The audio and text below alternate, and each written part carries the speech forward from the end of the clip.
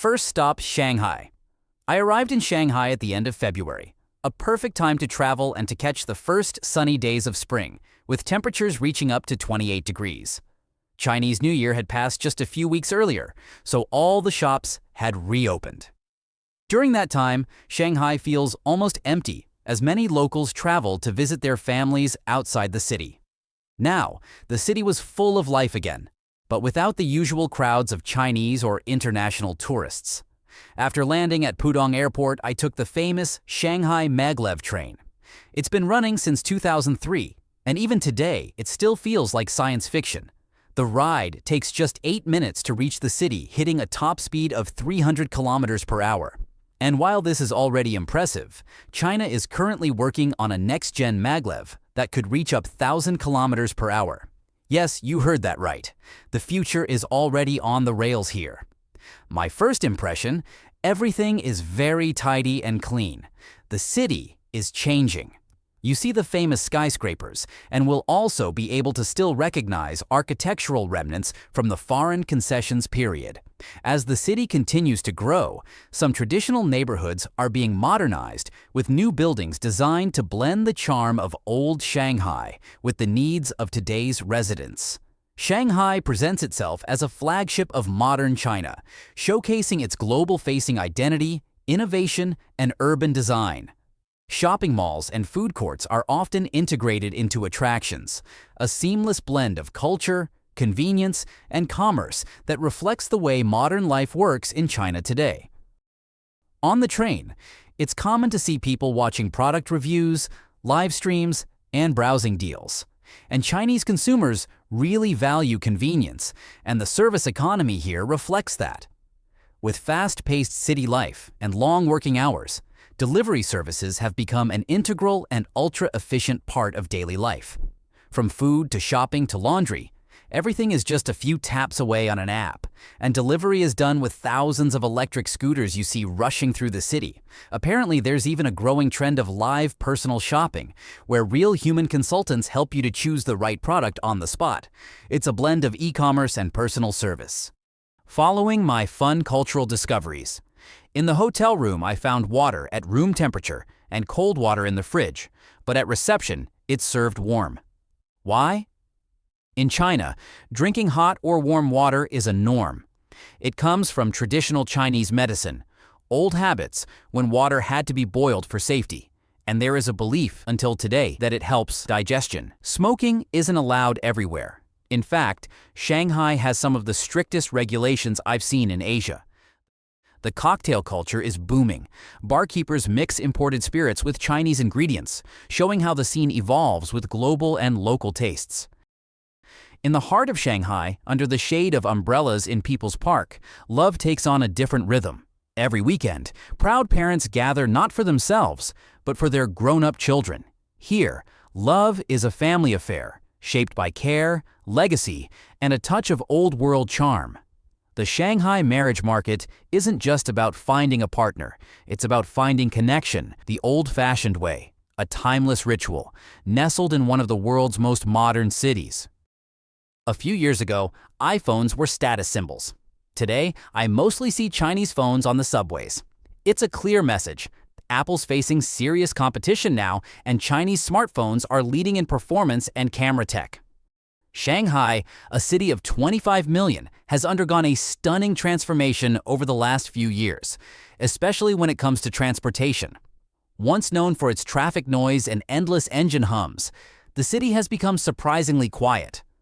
Back in 2018, electric vehicles made up just 8% of Shanghai's car fleet. By 2024, that number had surged to over 50%, and some estimates say it already hit 70%. To push things even further, Shanghai enforces strict anti-honking rules. Advanced acoustic cameras are installed citywide to detect and fine drivers who honk unnecessarily. All this means, despite being one of the biggest cities in the world, Shanghai feels calm, quiet, almost serene. Why are electronic vehicles so popular in China? One big reason: cost. Charging an EV at home in China costs just 12 cents per kilowatt hour. In Germany, it's nearly 3 times that. Public charging? Still cheap in China, only 18 cents, while the US jumps to 40 cents at public stations. It's a massive difference. And it's not just luck.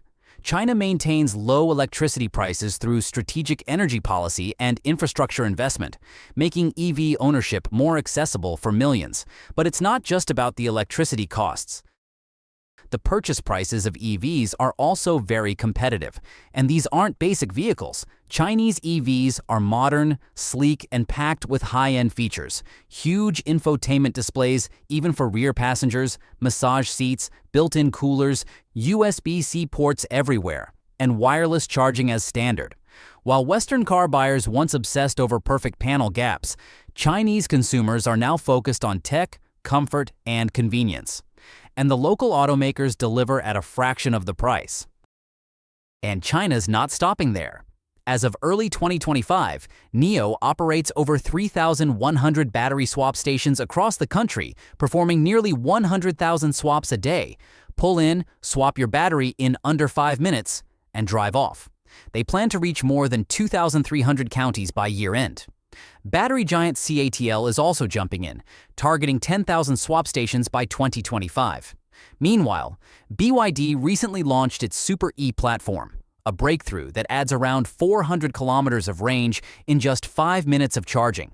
That's twice the speed of Tesla's top chargers. Over 4,000 of these ultra-fast stations are now in development. These developments are contributing to a significant transformation in the global automotive landscape. In 2024, China exported 6.4 million vehicles, surpassing traditional leaders like Japan, Germany, and the US. It's a remarkable shift that reflects the pace of innovation and manufacturing in the sector. As market dynamics evolve, some established global brands are adjusting their strategies in China. Mercedes-Benz has announced plans to streamline up to 15% of its sales and finance positions in the region by 2027. BMW reported a 28% drop in sales in 2024, and Porsche saw a decline of over 13%.